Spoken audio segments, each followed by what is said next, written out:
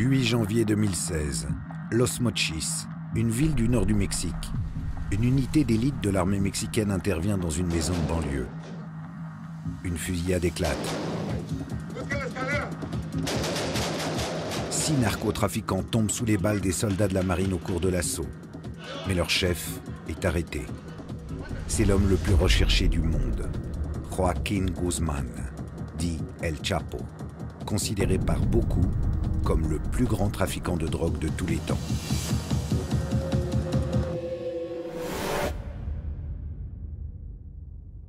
Moi, je le résume ainsi, c'est un génie du mal. C'est un roi, un dieu, un personnage surhumain. El Chapo, c'est une légende vivante, à tel point qu'Hollywood, dans les mois qui précèdent son arrestation, rêve de faire un film sur sa vie de chef de cartel. C'est Sean Penn qui va décrocher la timbale. L'acteur parvient à rencontrer le Chapo en novembre 2015 et publie dans Rolling Stone la toute première interview de Guzmán, l'homme poursuivi par toutes les polices mexicaines et américaines. Tout comme Oussama Ben Laden était l'incarnation du terrorisme islamique, le Chapo Guzmán est l'incarnation du narcotrafic dans le monde. Alors, comment un homme recherché à ce point peut-il donner des interviews? Le pouvoir de son cartel serait-il plus fort que l'État lui-même? Pour comprendre, il faut pénétrer au cœur de son organisation, de Sinaloa. Joaquín Guzmán Loera est en quelque sorte le PDG d'une multinationale du crime appelée Cartel de Sinaloa. Une multinationale présente dans plus de 52 pays au monde. Spécialisé dans le trafic de drogue, le cartel engendre des bénéfices faramineux. Son pouvoir est si immense qu'il a un jour déposé dans une banque des États-Unis la somme de 378 milliards de dollars.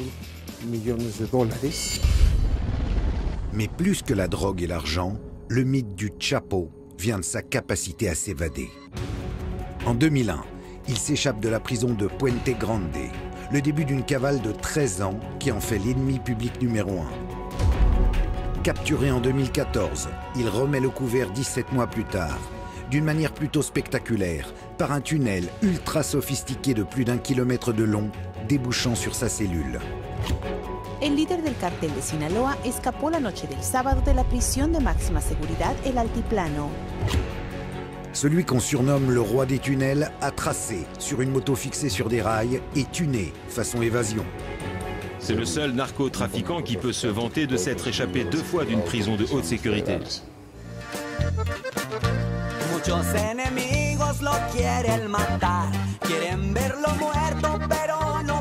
Ennemi public pour les uns, Robin des Bois pour les autres, dans son pays, le Chapo est un mythe. Des centaines de chansons à sa gloire, appelées narco-corridos, pullulent sur le net, contribuant à cette image de bienfaiteur. Joaquín Guzmán, ¿por qué? Porque él es el que ayuda al pueblo. El gobierno se debe de encargar a secuestradores, no a gente que nos ayuda. Del Chapo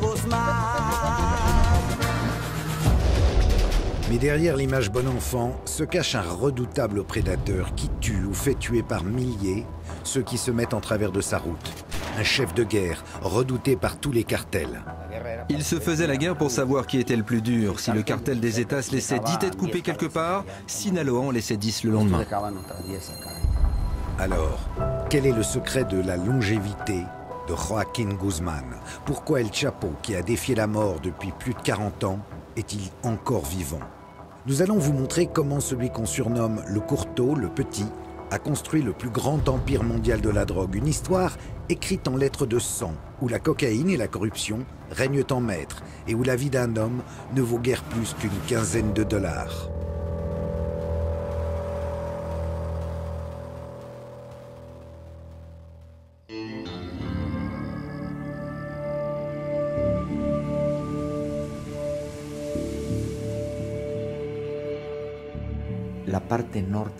Dans la partie nord du Mexique, plus précisément dans les États de Sinaloa, Durango et Chihuahua, existe une zone de montagne très haute, très profonde, inaccessible. Et c'est dans cette région qu'opère le cartel de Sinaloa.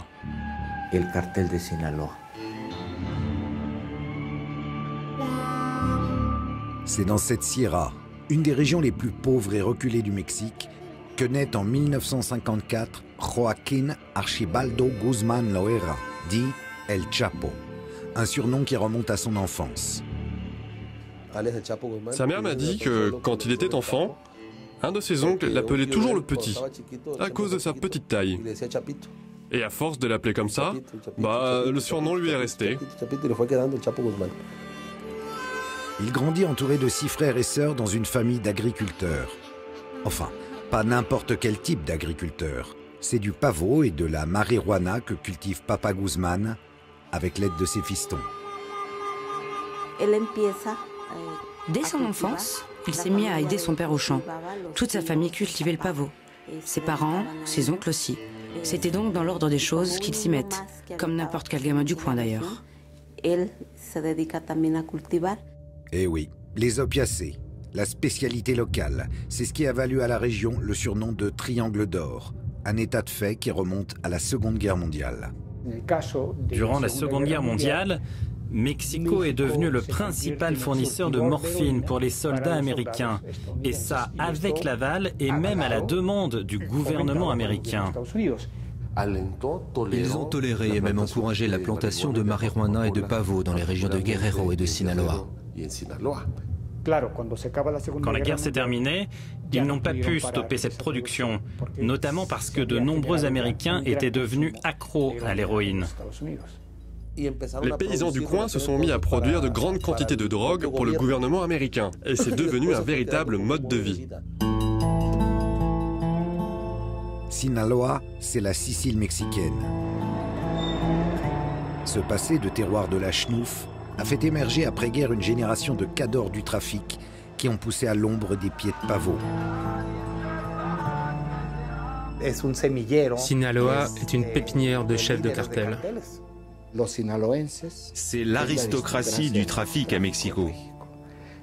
Les plus grands narcotrafiquants du pays viennent de Sinaloa et plus particulièrement d'une commune du nom de Badiraguato.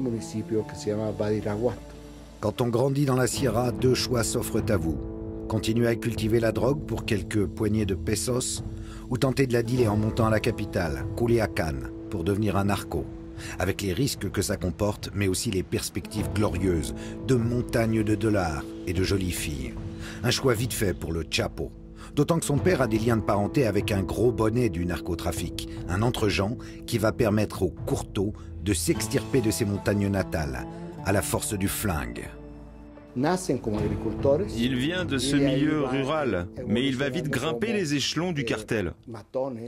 En tant que tueur à gages d'abord, puis comme responsable de certaines zones de trafic, et jusqu'à devenir un des sous-lieutenants de l'organisation. Durant les années 80, le trafic de drogue mexicain est contrôlé par un homme, Félix Gallardo, dit El Padrino, le parrain, un ex-flic passé du côté obscur de la force. C'est pour son compte que El Chapo travaille. En plus de gérer le commerce de l'héros et de la marijuana, Gallardo est l'homme de confiance des cartels colombiens de la cocaïne.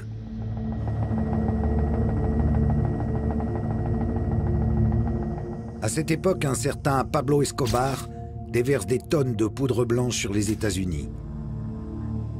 En grande partie via les Caraïbes, un couloir qui commence pourtant à être dans le radar des stupes. U.S. police recently uncovered one of the largest cocaine hauls ever in Miami. Ce qui oblige Escobar à s'en remettre de plus en plus souvent à Gallardo pour faire passer sa marchandise. Les Colombiens payaient les Mexicains en liquide. Au bout d'un moment, les Mexicains se sont rendus compte qu'ils pouvaient adopter une stratégie plus intelligente et leur ont dit « Ok, non seulement vous allez nous payer avec du cash, mais aussi avec de la drogue. » Être payé en drogue représente un énorme avantage.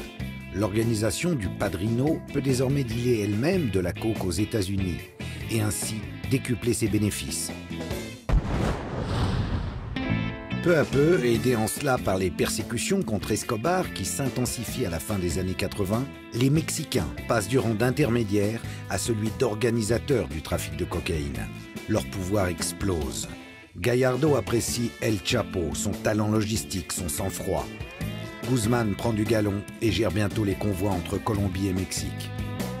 En 1987, inquiété dans l'affaire du meurtre de Kiki Camarena, un agent de la DEA qui avait infiltré son cartel, Gallardo décide de diviser son empire entre des lieutenants tous originaires comme lui de Sinaloa.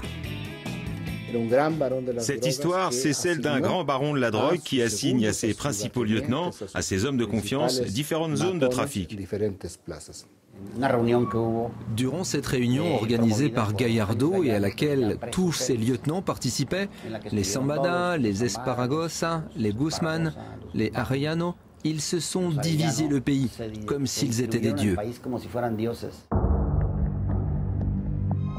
Qu'elle soit mythique ou non, cette réunion fut l'acte de naissance des cartels mexicains. Au frère Arellano Félix, Dieu le Père Gallardo donna la plaza de Tijuana. À la famille Carrillo Fuentes, celle de Juárez. À Miguel Caro Quintero, Sonora. Et à Ismael Zambada et Joaquín Guzmán, Sinaloa, la maison mère.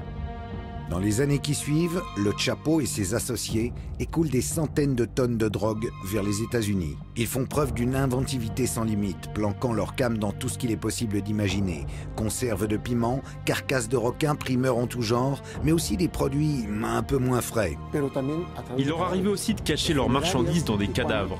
La police est tombée là-dessus dans des morgues de Tijuana. Des corps qui devaient passer la frontière après avoir été bourrés de drogue. Mais c'est pourtant par un autre moyen que le Chapo va définitivement imprimer sa marque à la folle histoire de la contrebande. On le surnomme le Seigneur des tunnels parce que c'est lui qui a le plus perfectionné cette technique pour passer de la drogue vers les États-Unis. C'est lui qui a donné aux tunnels des caractéristiques technologiques avancées, comme l'air conditionné ou l'utilisation du GPS pour être plus précis dans le tracé. Le Chapo a fait passer les narcotunnels du 19e au 22e siècle. Roi des tunnels et homme de l'ombre jusqu'au début des années 90, le Chapo va brusquement apparaître en pleine lumière et de manière spectaculaire. Curieusement, c'est à cause du meurtre d'un homme d'église que Guzmán va devenir célèbre. En 1993, un événement sanglant va en effet faire basculer la vie d'El Chapo. Le 24 mai de cette année-là, le cardinal Ocampo est tué lors d'une fusillade entre cartels rivaux à l'aéroport de Guadalajara. Et Joaquín Guzmán est tenu pour responsable de ce meurtre. Pour la première fois, son visage va apparaître à la télévision. De personnage de second rang du narcotrafic, il devient l'ennemi public numéro 1. L'assassinat du cardinal Ocampo provoque un choc immense dans le pays. Ils avaient assassiné un cardinal, une figure vraiment importante de l'Église. Ça ne s'était jamais vu au Mexique. Depuis des mois, la tension monte entre le cartel de Tijuana et El Chapo. Ce dernier veut mettre la main sur le couloir de trafic des frères Arellano Félix, qui n'entendent évidemment pas de cette oreille. Ce jour de mai 93, c'est Guzmán qui devait mourir à Guadalajara. Les tueurs des frères Félix mitraillent une voiture qu'ils pensent être celle du Chapo. Mais c'est le cardinal qui prend 14 balles dans le corps. Tragique méprise, complot ourdi pour se débarrasser d'Ocampo, les avis divergent encore aujourd'hui. Mais quoi qu'il en soit, El Chapo, bouc émissaire parfait, est tenu pour responsable. Sa tête est mise à prix, la chasse à l'homme commence. Attraper le Chapo est devenu un impératif politique pour le gouvernement, pour que justice soit faite au plus vite pour la mort du cardinal. C'est ce qui explique le désir impérieux du gouvernement de s'emparer de lui. Le 9 juin 1993, après 2 semaines de cavale, le Chapo est capturé au Guatemala, puis incarcéré au Mexique.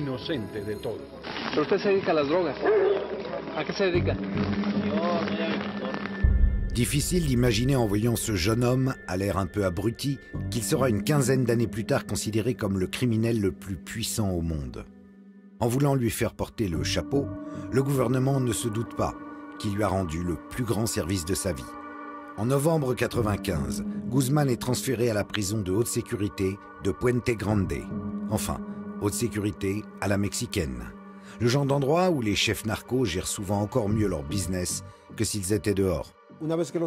Quand le gouvernement capture ce genre de narcotrafiquants, ils les incarcèrent, mais ils ne leur confisquent absolument rien, pas le moindre dollar. Ils sont en prison, ok, mais c'est comme s'ils étaient dehors, car on ne s'en prend pas à leur pouvoir financier. Ils peuvent continuer à gérer leurs affaires depuis la prison, et en plus de ça, ils ont tout l'argent nécessaire pour corrompre les autorités locales, pour payer des tueurs à gages, pour acheter des armes, des véhicules blindés, des avions. Bref, pour continuer à gagner toujours plus d'argent. Cet argent, le Chapo le met à profit en installant un système de corruption généralisé. Des gardiens à certains chefs de la prison, jusqu'aux balayeurs, tout le monde ou presque croque du dollar narco. Guzmán fait de la prison sa nouvelle base exécutive. Le trafic roule. D'autant mieux que le Chapo n'est pas l'unique chef de Sinaloa, un cartel à l'organisation horizontale regroupant différentes familles criminelles. Il s'agit de différents clans qui se sont regroupés sous la même marque. Le cartel de Sinaloa est constitué de plusieurs groupes, de plusieurs familles, parmi lesquels on retrouve les Casares, les Zambada, les Esparragosa et aussi les Guzmán. Chacune de ces organisations, de ces familles, a sa propre armée, ses propres moyens, ses propres routes. Mais cela fait des décennies qu'ils travaillent ensemble. Et c'est pour cela qu'on les appelle le cartel de Sinaloa. Au cours de l'année 99, le cartel parvient même à placer certains de ses hommes à la direction. La prison devient carrément l'hôtel Chapo. Il organisait des fêtes à l'intérieur de la prison. Il faisait venir des groupes de musique. Et puis il distribuait aussi pas mal d'argent à droite à gauche. Il avait la vie vraiment facile, une vie de luxe même.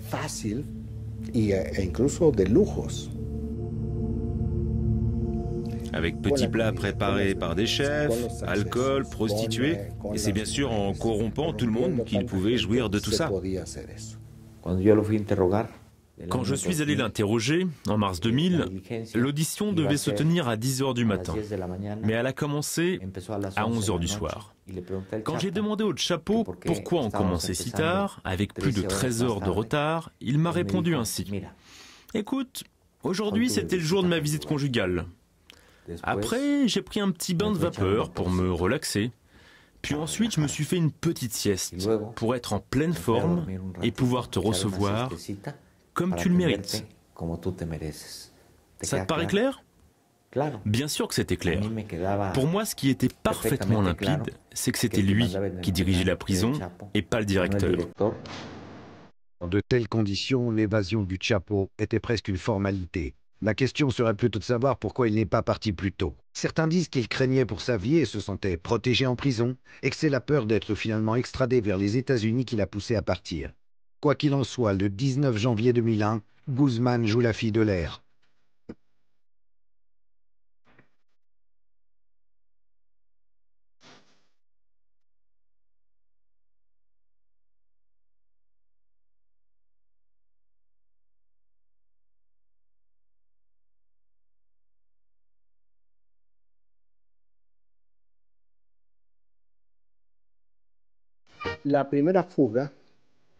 Il existe deux versions de la première évasion de Joaquín Guzmán. La première, l'officielle, soutient qu'il s'est échappé dans un chariot de linge sale, caché à l'intérieur.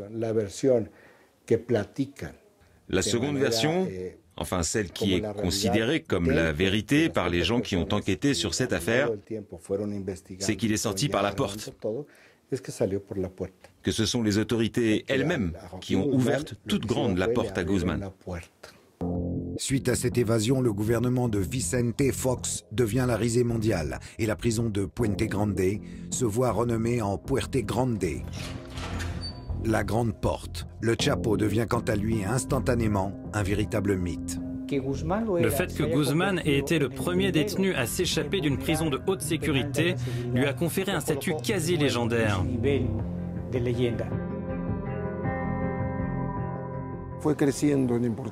Son image médiatique lui a clairement rendu service. C'est en grande partie son statut mythique qui l'a aidé à grimper dans la hiérarchie du narcotrafic. Son escapade confère à Guzmán une aura énorme auprès de ses collègues narcos. C'est auréolé de ce statut nouveau qu'il se remet aux affaires. D'autant que, comme le suggère son évasion facilitée, il semble soutenu au plus haut niveau par le pouvoir politique.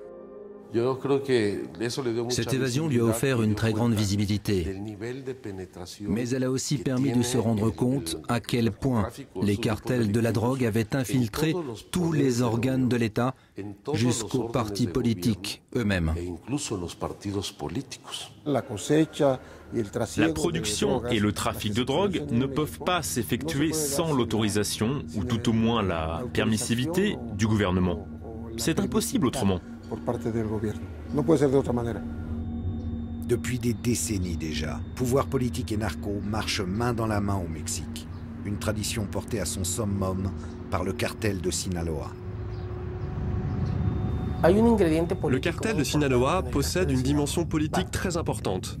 Il pactise contrairement aux autres organisations criminelles. Il passe des accords, il dialogue, il négocie avec les autorités. Il y a de nombreuses preuves de cela. C'est ainsi qu'ils agissent depuis près d'un siècle. Les trafiquants de Sinaloa sont comme ça. Il s'agit de pactes tacites. Du genre, tu finances ma campagne électorale et en échange, je te laisse tranquille. Je protège ton organisation. En prison, le Chapo aurait donc pactisé avec le gouvernement. Une supposition que la suite de son histoire rendait plus crédible.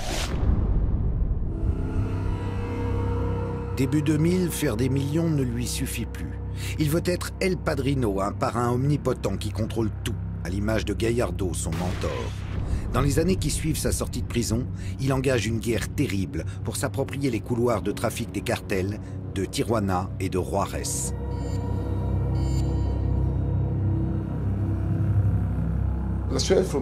Les grandes villes frontalières, particulièrement Tijuana et Juárez, ont toujours été les pièces maîtresses du trafic.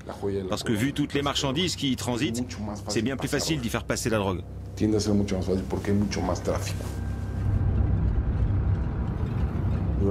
Durant 3 ans, ils ont incendié Tijuana. Le nombre de meurtres, de kidnappings, d'extorsions a explosé. Côté Tijuana, les résultats ne se font pas attendre. Les assassinats se succèdent, mais aussi des arrestations. Plus de 2000 en l'espace de quelques mois. Des arsenaux d'armes et des montagnes de drogue sont saisis, et le tout est fièrement exhibé pour montrer que le gouvernement fait son travail, alors que pendant ce temps, l'organisation du Chapo est à peine inquiétée. Un sacré coup de pouce. Tijuana et Juárez étaient les cartels dominants durant les années 90. Mais le pouvoir des Arellano Félix a commencé à diminuer à partir de 2003. À cause de la capture de Benjamín Arellano Félix et la mort de son frère Ramón. Dès 2002, Sinaloa contrôle une grande partie de la place de Tijuana. Grâce au soutien du gouvernement fédéral, le cartel de Sinaloa a réussi à s'approprier la région. Et c'est eux qui la contrôlent encore aujourd'hui. Côté Juárez, les choses vont prendre plus de temps. Dans les années 90, Amado Carrillo Fuentes en fait un cartel surpuissant. On le surnomme alors le Seigneur des cieux, rapport à la flotte de Boeing 727 dont il se sert pour transporter la coke. Il disparaît en 97. Son frère Vicente, qui prend sa place, n'est pas tout à fait à la hauteur. Guzmán le fait abattre en 2004. Le début d'une guerre infernale qui va faire de Juárez la ville la plus dangereuse au monde.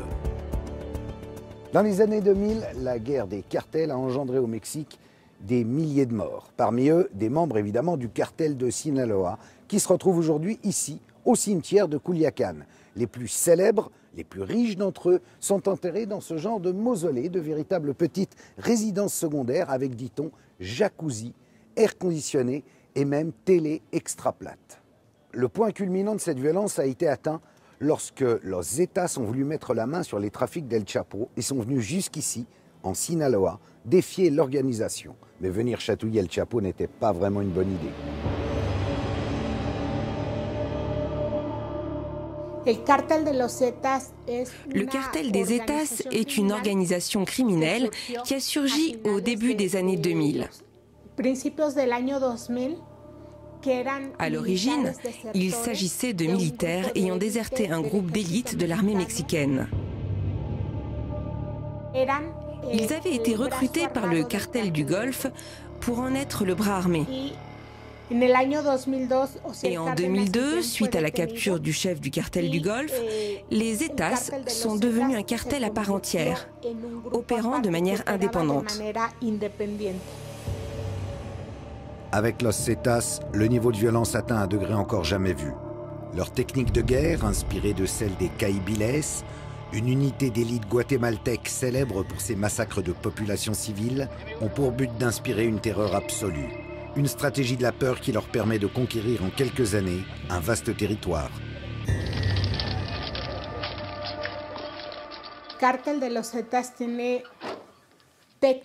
Le cartel des Zetas utilise des méthodes de violence allant jusqu'à la décapitation et même au démembrement de ses victimes. Les Zetas sont un groupe intégralement violent. Ils ne semblent pas avoir de stratégie particulière, si ce n'est d'arriver quelque part, de s'approprier le lieu par la violence, avant de continuer à avancer pour faire la même chose ailleurs. C'est à cause de ce genre de méthode qu'on trouve tellement de fosses clandestines dans ce pays. Ils ont réussi à contrôler des zones du golfe du Mexique.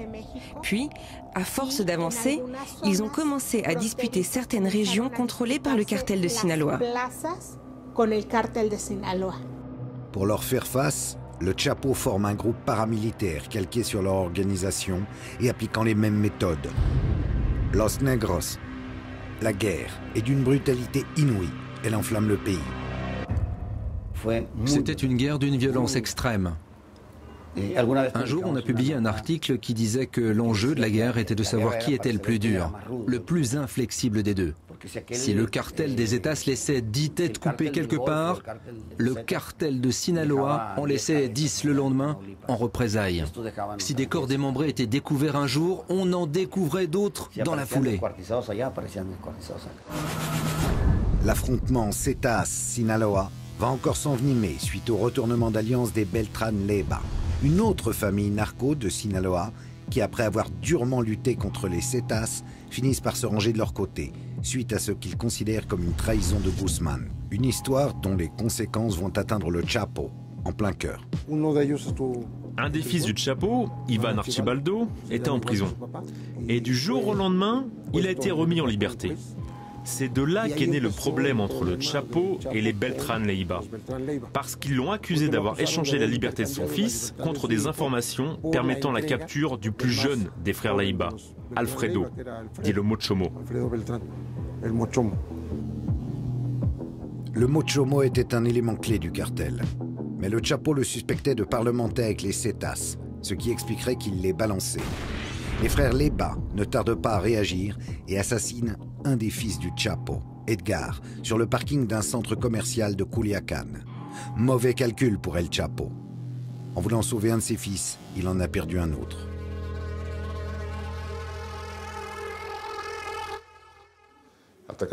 S'en prendre à la famille a des conséquences très sérieuses, c'est clair. Une bonne partie de l'escalade de la violence des années 2008-2011 est due à cette guerre civile qui a éclaté à l'intérieur du cartel de Sinaloa. Son pays à feu et à sang, le président Felipe Calderón réagit en lançant en 2006 sa célèbre guerre contre la drogue. 40 000 militaires sont déployés dans les points chauds du pays.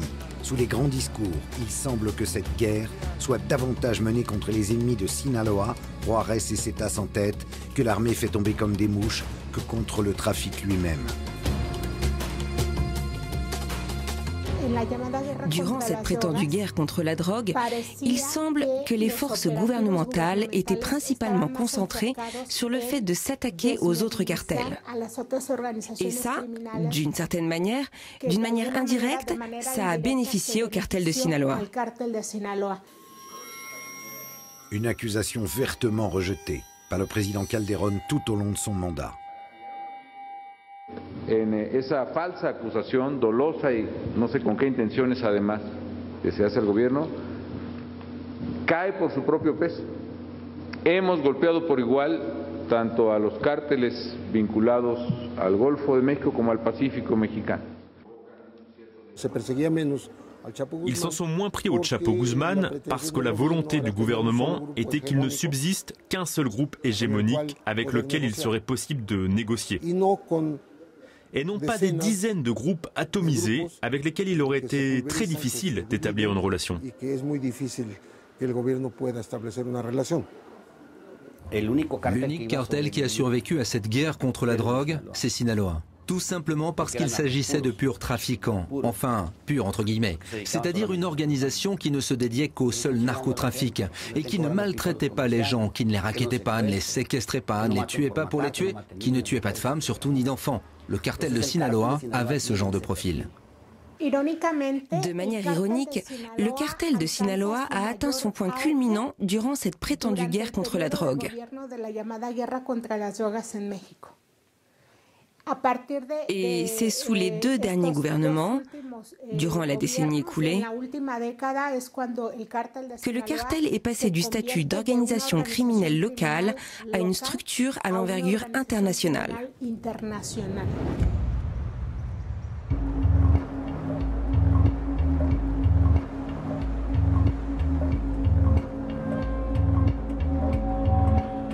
Cette guerre contre la drogue, au bilan humain terrifiant, plus de 100 000 morts, est en fait l'émanation mexicaine d'une politique américaine lancée par Nixon.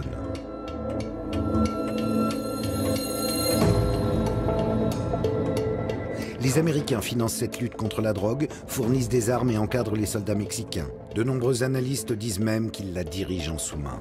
Mais cautionnent-ils pour autant les faveurs accordées à El Chapo ? La guerre entre les cartels, les milliers de morts qu'elle a engendrés a obligé les Américains à établir des priorités.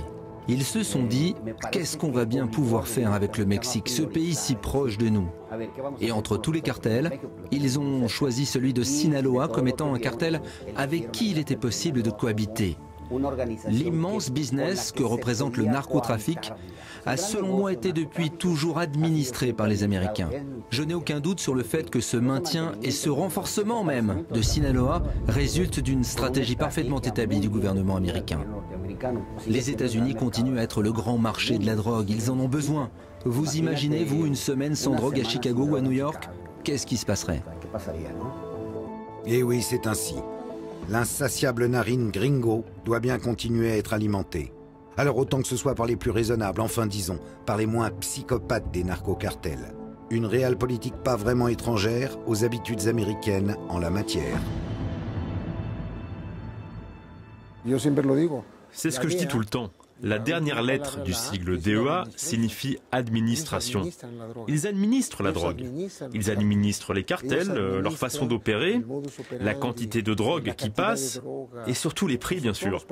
Ils l'ont toujours fait. Il est même arrivé que la DEA trafique main dans la main avec les narcos. La DEA a parfois utilisé ses propres avions pour acheminer de la drogue et il a même été prouvé qu'elle est allée jusqu'à déposer de l'argent en banque avec les trafiquants.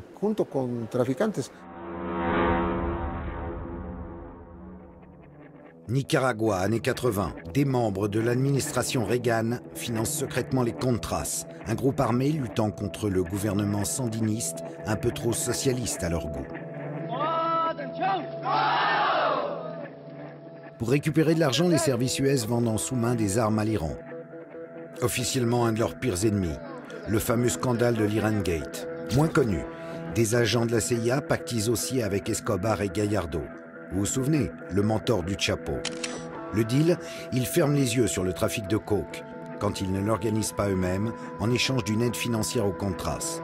Pas difficile d'imaginer à la lueur de ce genre d'informations que le Chapo ait pu avoir des relations étroites avec les services américains. Des documents déclassifiés l'attestent. Des rencontres entre officiers de la DEA et chefs de Sinaloa ont eu lieu durant la guerre contre la drogue. Des deals du genre tuyau sur les autres cartels contre protection. Et quand ce ne sont pas les enjeux géopolitiques qui parlent, il reste le dollar. La corruption du Chapo ne s'arrêtant pas vraiment à la frontière. Là où il existe un niveau de corruption aussi important, voire même plus important que chez nous, eh bien c'est aux États-Unis. Tout le monde est de mèche là-bas aussi. Des autorités aux patrouilles frontalières en passant par les maires et les forces policières des principaux centres de consommation. Quelle quantité d'argent sale est blanchi dans le système financier américain? Des milliards et des milliards de dollars. Les banques américaines font partie des principales institutions financières dont se sert le cartel pour blanchir son argent. On pourrait aussi parler du trafic d'armes. 80% des armes qui entrent de manière illicite dans notre pays viennent des États-Unis. Tout ça pour dire que l'économie américaine bénéficie elle aussi très largement des activités du cartel.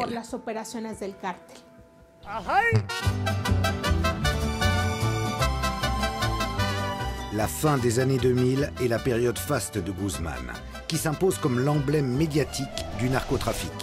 En juillet 2007, ce grand amateur de femmes, 4 épouses et une dizaine d'enfants au compteur, épouse Emma Coronel, reine de beauté de 35 ans sa cadette. Le mariage, somptueux, lors duquel il s'adonne largement à ses deux passions, le whisky et la danse, a lieu dans un ranch en pleine Sierra et compte parmi ses invités des politiciens de haut rang. Au moment même où Guzman est censé être l'un des hommes les plus recherchés du pays. En 2009, le magazine Forbes le place au rang des hommes les plus riches du monde, achevant de le consacrer en pop star de la poudre blanche.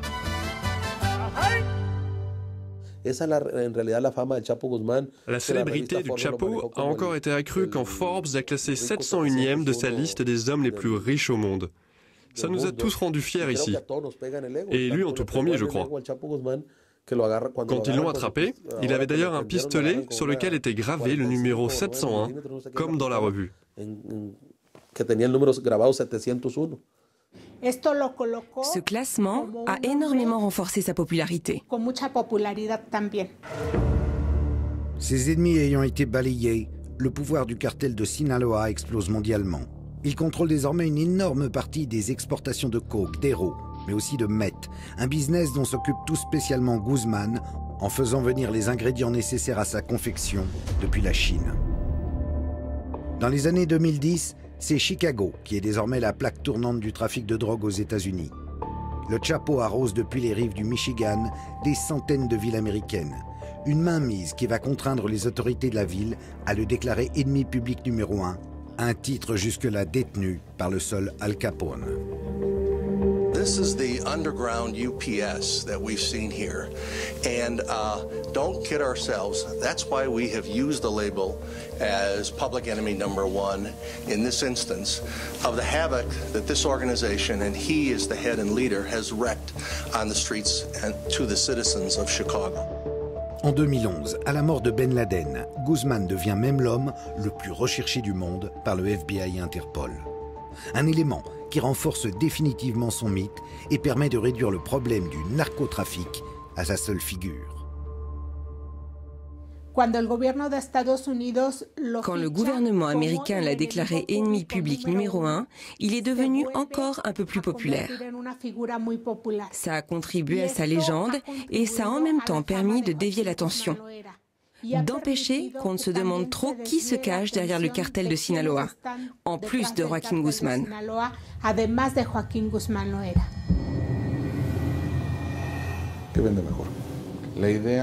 Qui est-ce qui est le plus vendeur? L'idée d'un ennemi public numéro 1 ou celle qu'il y a 1 à 2 millions de citoyens américains qui sont d'une manière ou d'une autre impliqués dans le trafic? Construire une histoire de James Bond est bien plus vendeur et pratique que tenter de faire comprendre la complexité du business. Les États-Unis ont présenté de manière simplificatrice le Chapo comme si c'était le mal absolu. Toute proportion gardée, tout comme Oussama Ben Laden était présenté comme l'incarnation du terrorisme islamique, le Chapo Guzman l'a été comme celle du narcotrafic dans le monde. Deux façons de voir qui, on le sait bien, sont parfaitement manichéennes.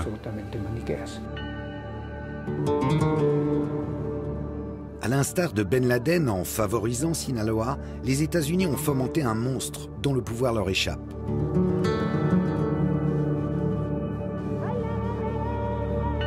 Un pouvoir qui réside en partie dans l'immense soutien populaire dont jouit le Chapo, notamment dans la région de Sinaloa.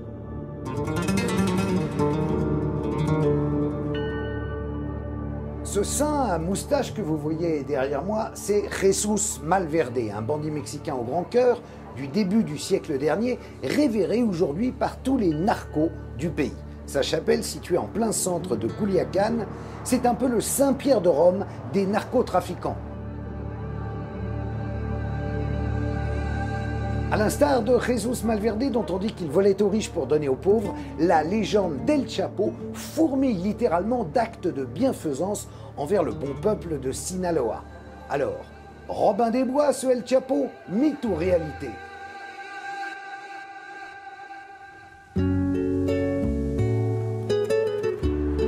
Là où certains cartels font régner la terreur, rackettant, violant et kidnappant, le Chapo se pose en protecteur dans cet état qu'il a vu grandir.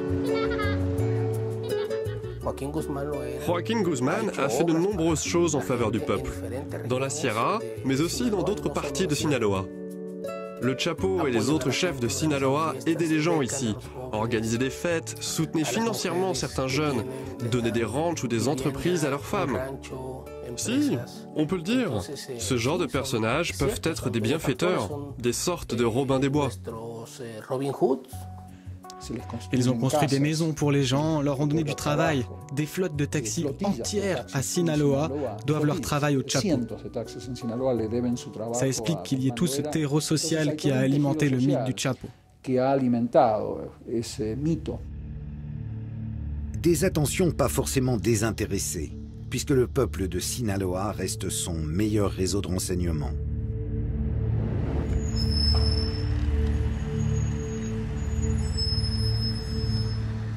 Quand les militaires arrivent, les radars s'activent.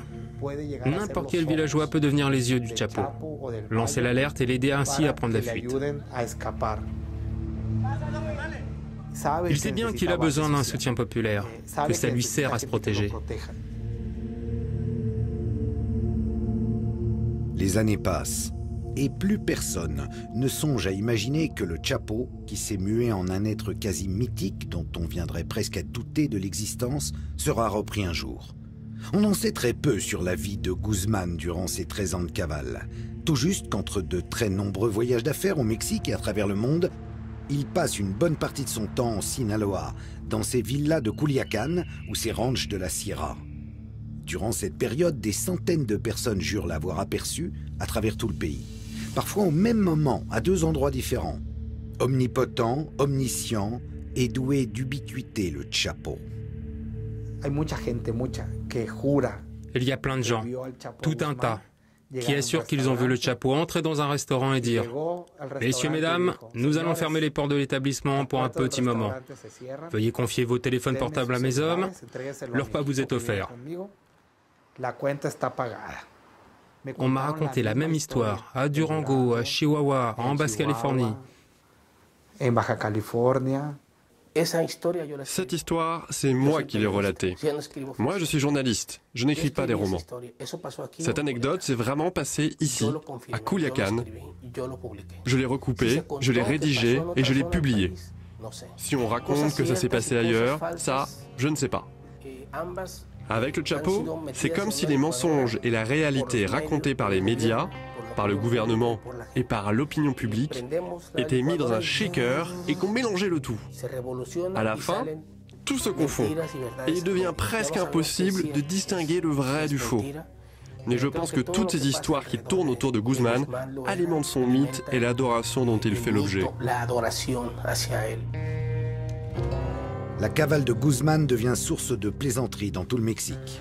Une histoire de gendarmes et de voleurs tragicomiques au déroulement immuable. L'armée tente de nombreux coups de main pour le capturer mais arrive toujours, ces ballots, un peu trop tard. Corruption, quand tu nous tiens. Le gouvernement donne l'impression d'agir mais le Chapo est toujours libre comme l'air. Les choses vont pourtant basculer en 2014 lorsqu'une intervention frôle les moustaches du courteau qui ne parvient à se carapater qu'in extremis.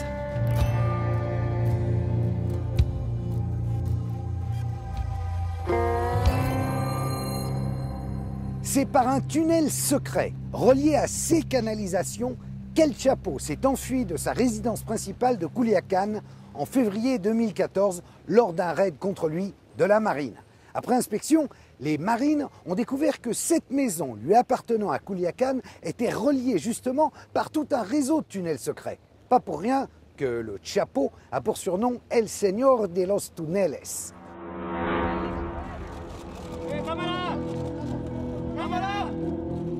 Le 22 février, quelques jours après ce décanillage digne de Jean Valjean, l'impensable se produit. Guzmán est arrêté lors d'une opération massive de la marine dans la cité balnéaire de Mazatlán.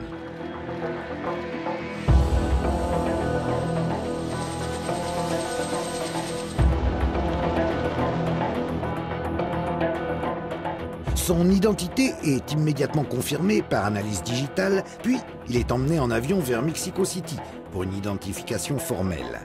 Une capture mondialement suivie qui donne lieu à diverses interprétations. Pour certains, ce serait son attachement à ses filles qui aurait perdu Guzmán. Il est éperdument épris de ses filles. C'est vraiment son point faible. Quand ils l'ont attrapé à Mazatlán le 22 février 2014, il était avec ses filles et la maman des petites aussi.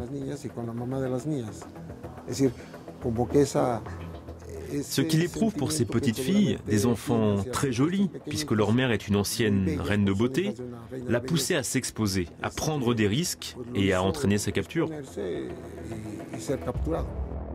Pour de nombreux autres analystes, cependant, l'arrestation réalisée sans qu'aucun coup de feu n'ait été échangé flairerait le coup monté, la mascarade médiatique. Le plus logique aurait été qu'il se réfugie dans un lieu plus sûr, quelque part dans le triangle d'or. Mais au lieu de ça, il est allé à Mazatlán, sans filet de sécurité, sans que personne ou presque ne soit là pour le protéger. On peut dire que c'est une manière d'agir pour le moins inhabituelle de Joaquín Guzmán.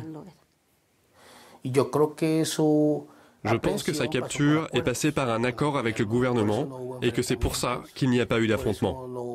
Que c'est pour cette raison que sa capture s'est déroulée sans le moindre accrochage.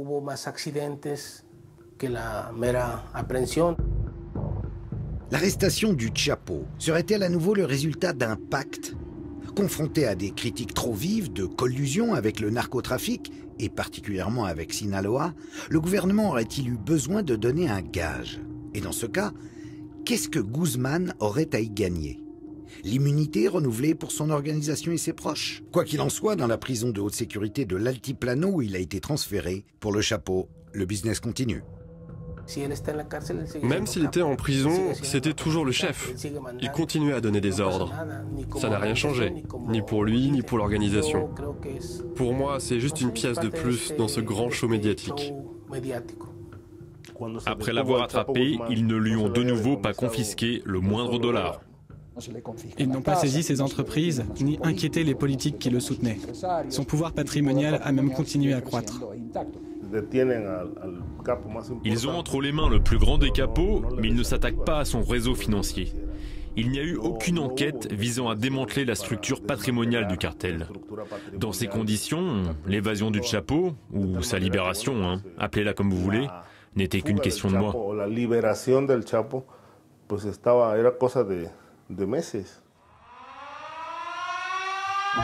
Le 11 juillet 2015, 17 mois après son arrestation, la nouvelle tombe, provoquant l'ahurissement général. Le Zorro des temps modernes s'est encore fait la malle. Pas par la grande porte cette fois-ci, mais par ce fameux tunnel de plus d'1 kilomètre de long.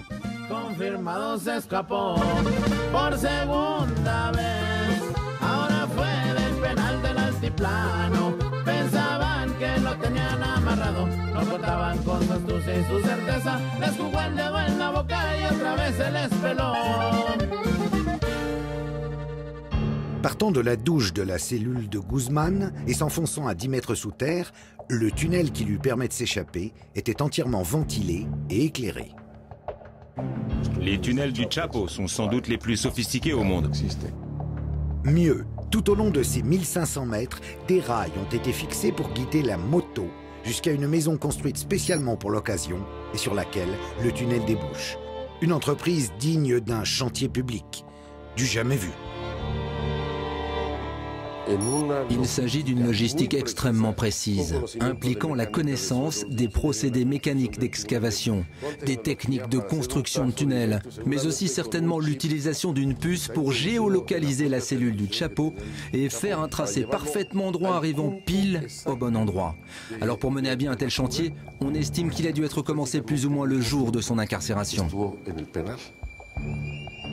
Une évasion hollywoodienne qui pose encore une fois la question de complicité au plus haut niveau. Sont impliquées toutes les autorités du système pénitentiaire, celle de la Commission nationale de sécurité publique, celle des services secrets aussi, sans oublier que le périmètre de la prison était censé être surveillé par l'armée.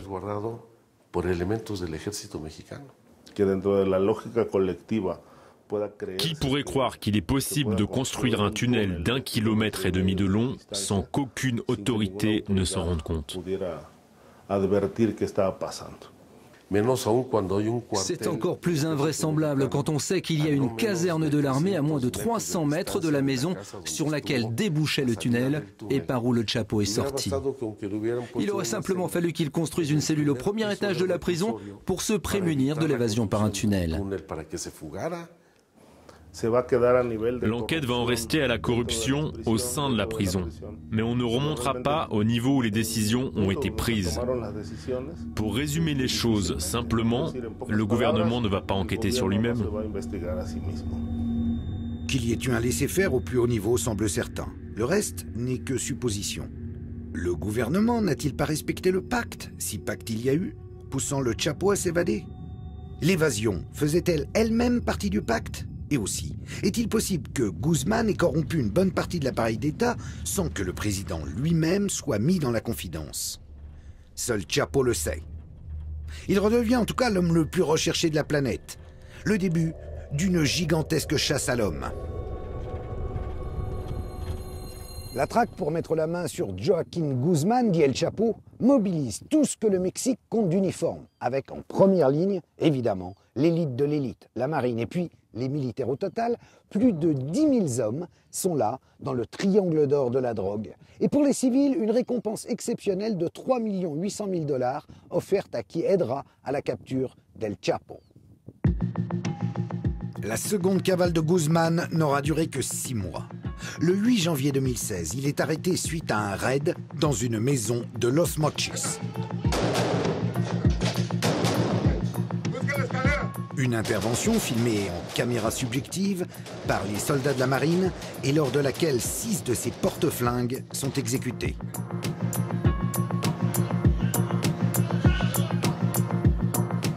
Vous l'aurez deviné, le Chapo est parvenu à fuir, par un tunnel évidemment, menant aux égouts et dont l'accès était planqué derrière le miroir de sa chambre avant d'être finalement repris. Retour à la case prison.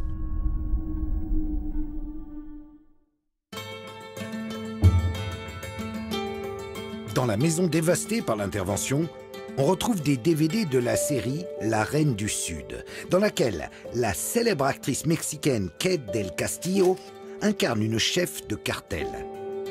C'est elle qui a servi d'intermédiaire pour la rencontre avec Sean Penn 3 mois plus tôt, lors de laquelle l'acteur a réussi le tour de force d'obtenir l'interview de l'homme que toutes les forces de police rêvaient de coffrer. En 2012, Kate del Castillo déclarait faire davantage confiance au Chapo qu'au gouvernement. Le début d'une idylle par SMS avec pour arrière-fond le projet d'un film sur la vie de Guzmán, sur lequel Sean Penn espérait se greffer. Les sirènes du showbiz n'auront pas réussi à l'homme de la Sierra. Obsédé par la jolie Kate, c'est pour la revoir qu'il se serait rendu à Los Mochis. Le bandit au grand cœur, perdu par une femme fatale, un classique du cinéma hollywoodien. La fin parfaite pour son futur biopic. Mais pendant que le Chapo attire tous les projecteurs, le narcotrafic et son flot d'argent sale et de cadavres ne semblent pas près de se tarir.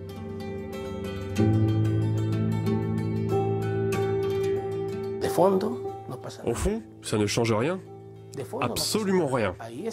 L'argent sale est toujours là. Les hommes politiques corrompus sont toujours là. La production de drogue continue de plus belle, tout comme le blanchiment. El Chapo, c'est juste un homme parmi d'autres. Il pourrait disparaître demain, ça ne changerait rien pour le cartel. Parce que c'est une structure qui dépasse les simples individus. C'est une organisation qui fait ça depuis des décennies. Et le fait qu'ils détiennent le Chapo ne fera pas chuter le cartel. On l'a déjà bien vu pendant que le Chapo était en prison. Le cartel a continué à grandir.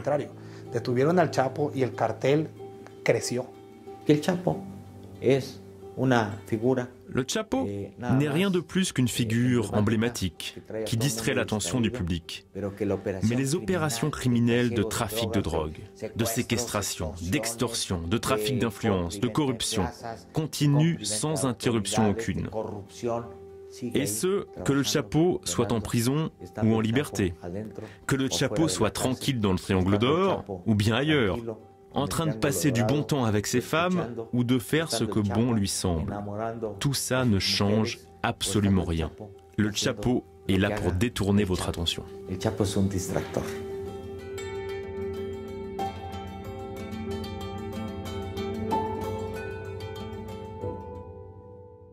Narcotrafiquant le plus connu au monde, El Chapo a désormais un statut mythique.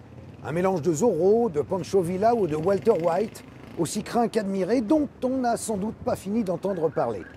Et ce, quelle que soit la fin qui l'attend, incarcéré pour de bon, tué par l'armée ou par les cartels rivaux, ou alors coulant paisiblement des jours heureux, des vieux jours, au fin fond de la Sierra que vous apercevez derrière moi et qu'il a vu naître. Et qui sait, comme ils le font avec Jesus Malverde, peut-être les narcos du siècle prochain viendront-ils ici, à Culiacán, pour implorer l'aide de leur nouveau saint, Santo Chapo Guzmán.